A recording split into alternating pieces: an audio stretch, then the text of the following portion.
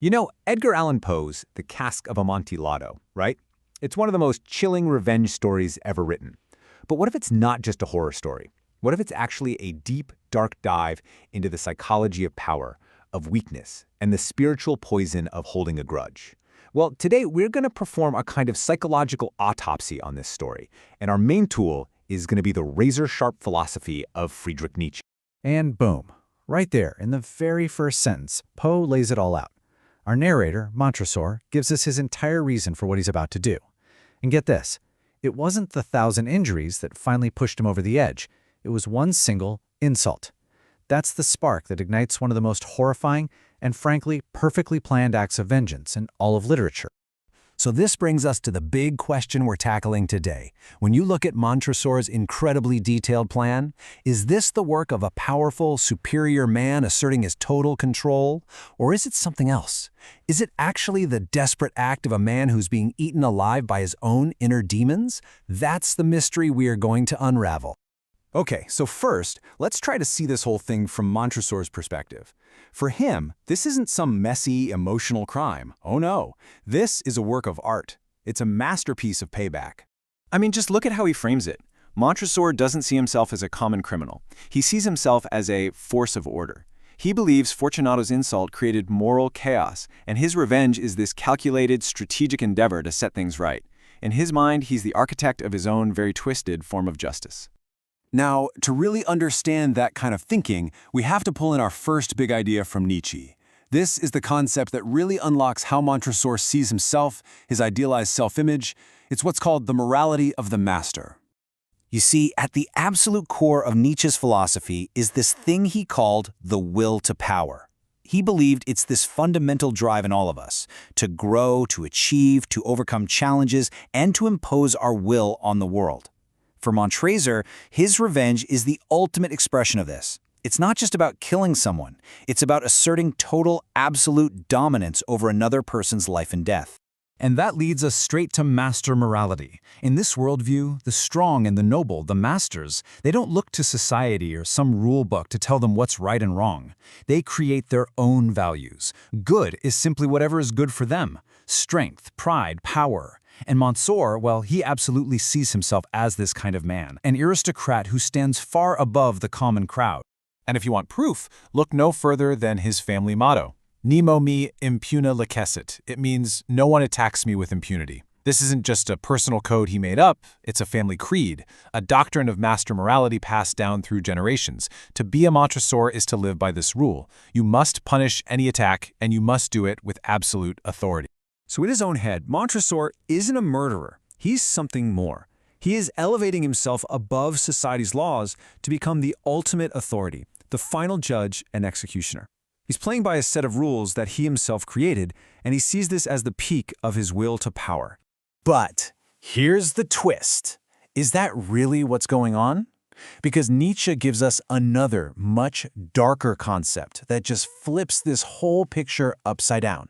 And this is where the mask of the master starts to crack, and we see the poison hiding underneath.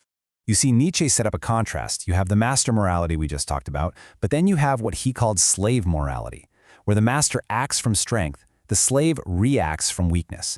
Their morality is born from envy, frustration, and a constant sense of being wronged. It's fueled by a simmering poison, and that poison has a name: resentment. Resentment. It's a French word, and it means so much more than just simple resentment. It's a wound that never heals, it just festers. It's that feeling of being powerless that slowly turns into this deep, obsessive hatred for whatever or whoever is causing you pain. It's a poison of the spirit that consumes you from the inside. Now, let's go back to that opening line. His obsession with 1,000 injuries. Think about it. A true Nietzschean master. Someone who's genuinely powerful and free. They wouldn't dwell on 1,000 little slights. They'd either brush them off as nothing or deal with them and move on. The fact that Montresor has counted every single one suggests his mind isn't free at all. It's trapped. And this is the crushing irony of the whole story.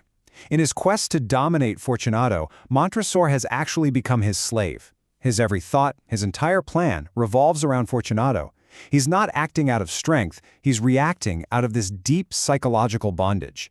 He is literally chained to the very man he wants to destroy. So we have Montresor, this poisoned man who's hiding behind the mask of a master. But what about the other guy in this drama?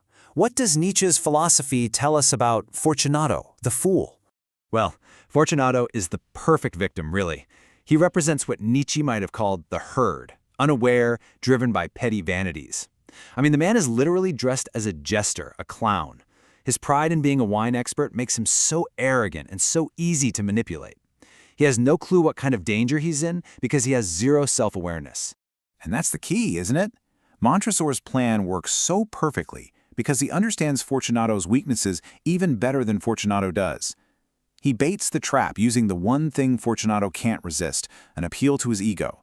It's a masterful act of psychological predation, using the fool's own arrogance to lead him right to his doom.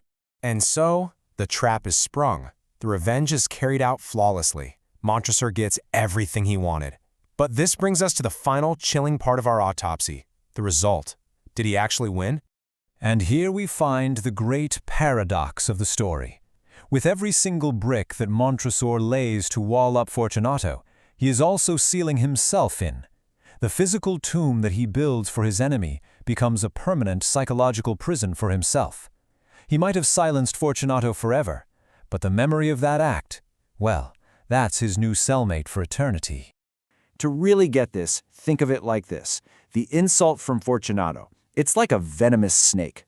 Montresor, filled with rage, decides to bring his bare heel down for a crushing blow. And he succeeds. The snake's head is crushed. Victory, it's absolute. But wait, the snake's fangs are now buried deep in his own flesh. And that right there is the true cost of Montresor's revenge. He won. He crushed his enemy. But he couldn't escape the venom. For 50 years, that's what he tells us at the end of the story. For 50 years, he has carried the poison of that encounter inside him. His victory has marked him forever. So what's the final diagnosis from our psychological autopsy? Montresor's big attempt to exercise his will to power was a complete failure. It wasn't born from real strength, but from the self-consuming poison of ressentiment. And in the end, instead of freeing him, his revenge completely devoured him. And that leaves us with one last lingering question. Poe's story, when you look at it through Nietzsche's eyes, becomes this powerful warning for all of us. It makes you ask, when we put all our energy into building walls, whether they're made of brick or just emotion, to lock away the people who've wronged us, who is it that really ends up trapped?